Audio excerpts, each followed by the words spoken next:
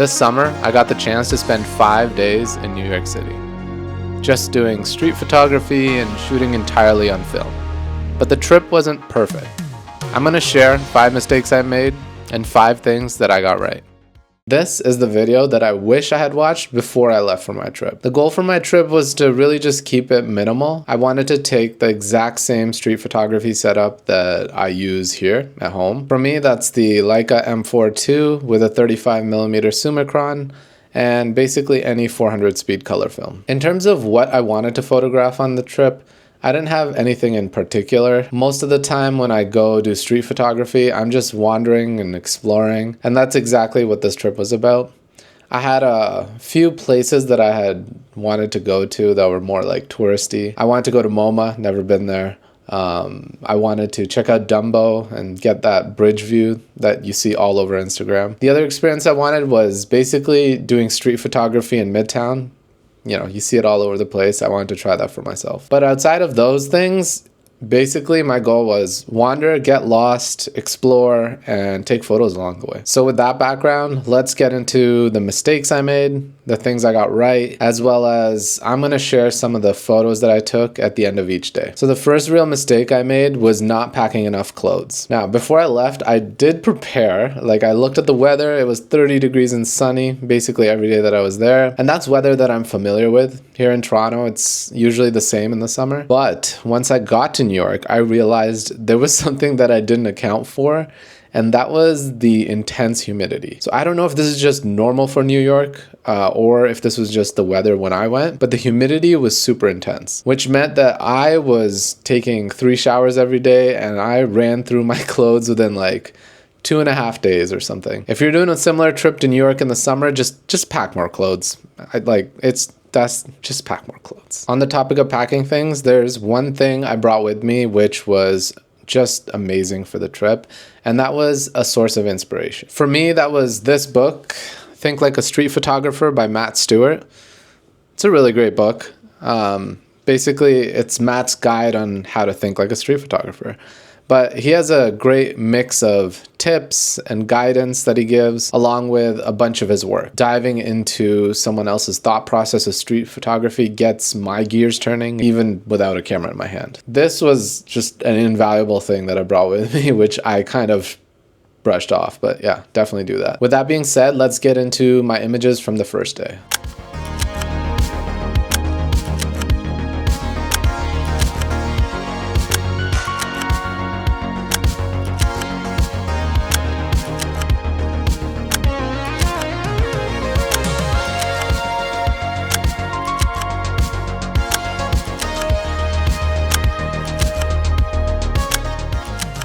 The second big mistake I made was putting too much pressure on myself to try to make good photographs. And this really reared its ugly head around the beginning 2 days of the trip. I was just putting too much pressure on myself. I was not shooting freely. I was holding back quite a bit, not trusting my instinct. On top of that, there was a lot of new stimuluses in the city, which kind of combined together to hold me back from just taking photos. Honestly, the first 2 rolls I should have just shot based on instinct alone so that I felt more comfortable. If I could go back, I wouldn't put too much pressure on myself.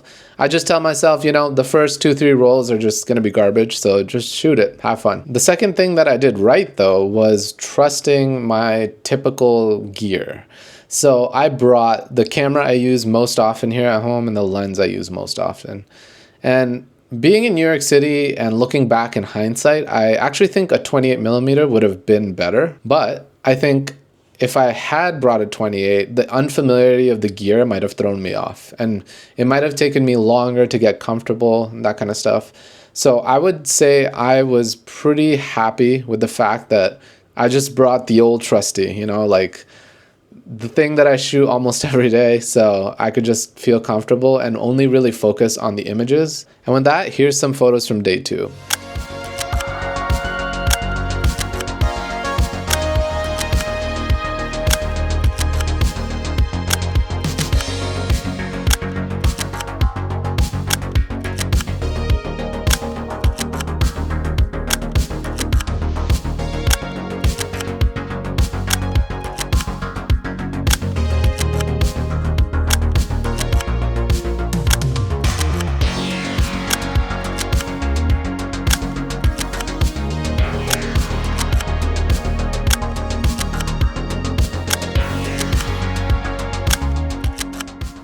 Mistake number 3 was only bringing 400 speed film. I brought 400 speed color film because that's what I'm used to shooting. I have no problems with that shooting it in Toronto. There's usually enough light and I never really have to go down to slow shutter speeds here. But New York is a different beast because I think the buildings are much higher.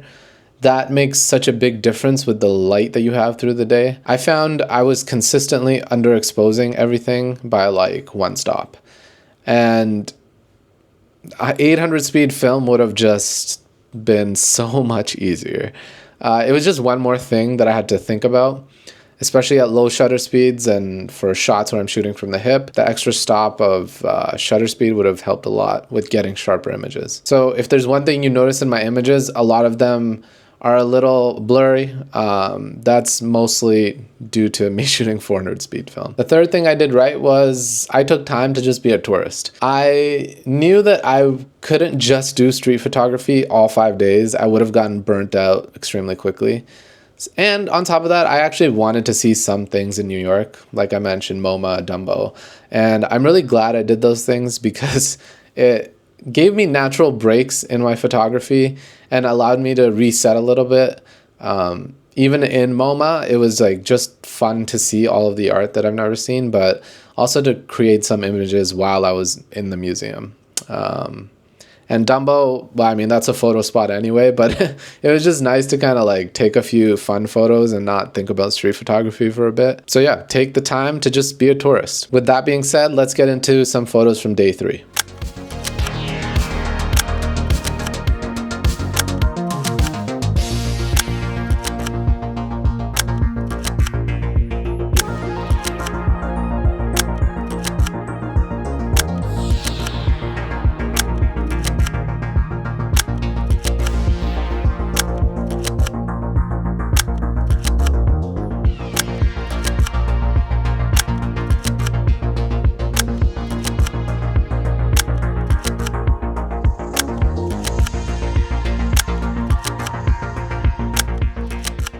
The fourth mistake that I made was I didn't plan to do any photo walks or meetups or just reach out to photographers from New York. I really wish I had done that because the entire time I mostly just shot by myself, but I think that would have been a fun experience to have someone who might be local or someone who knows the area well, or someone who can like show me an area that I wouldn't have gone normally by myself. Again, this is looking at it in hindsight. Going into the trip, I didn't even think about that. If you're planning a trip, like put in the legwork, like reach out to some people. I know that if someone reached out to me here in Toronto and they were like, hey, I'm visiting, I want to do some street photography, I would love to show them around. So yeah, just reach out to people, make some connections while you're there, hang out, take some good photos. The fourth thing that I did right, which served me really well, was keeping the gear that I took with me every day to a minimum. So I didn't take a backpack. I just brought a sling, camera, extra film, my book, and a few other essentials. And just enough room to always have a water bottle on me. Packing light like that really gave me a lot more stamina throughout the days, which allowed me to go out and take more photos, have more enjoyable days. If I had brought a backpack with me, I know that like naturally I would have loaded it up with gear, and like 2 hours in, my back would have been hurting and I just wouldn't have been focused on the photography. So I'm really glad this time that I just brought a sling. I feel like a sling carries, or it can't even carry that much weight that it would be uncomfortable. If you're going on a trip, try to plan and get everything down to a point where you can carry it comfortably throughout the whole day. With that being said, let's get into the photos from the 4th day.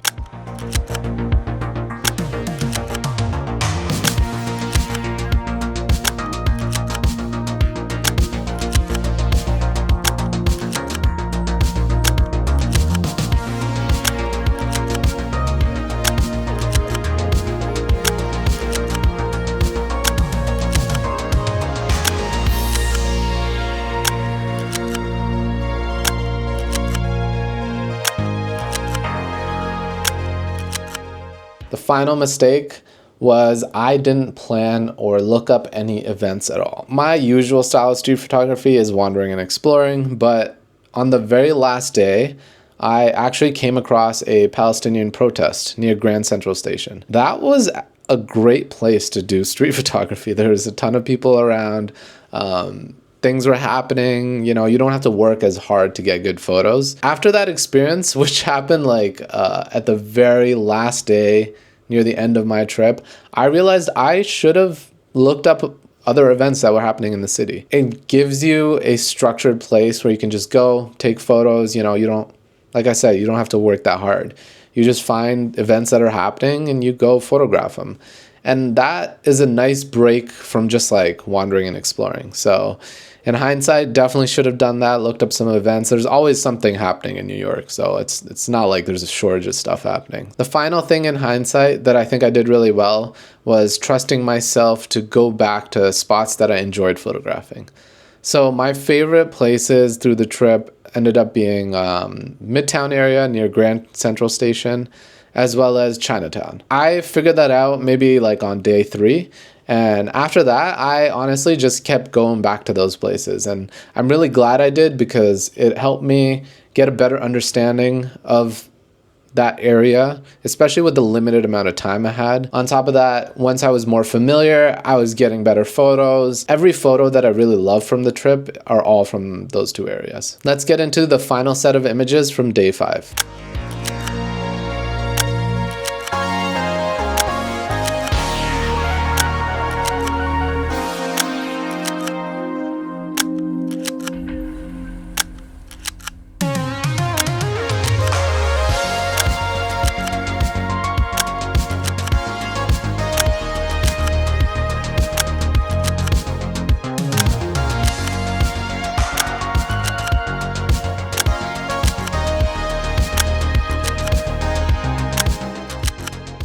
All right, so that's all the mistakes I made, as well as the things that I got right from that trip. I hope you all enjoyed the video and at least something was of use to you. And if not, well, I hope you enjoyed the images. I've also uploaded the images to my website. Yeah, I'll leave a link to that in the description, and I'll catch you guys in the next video.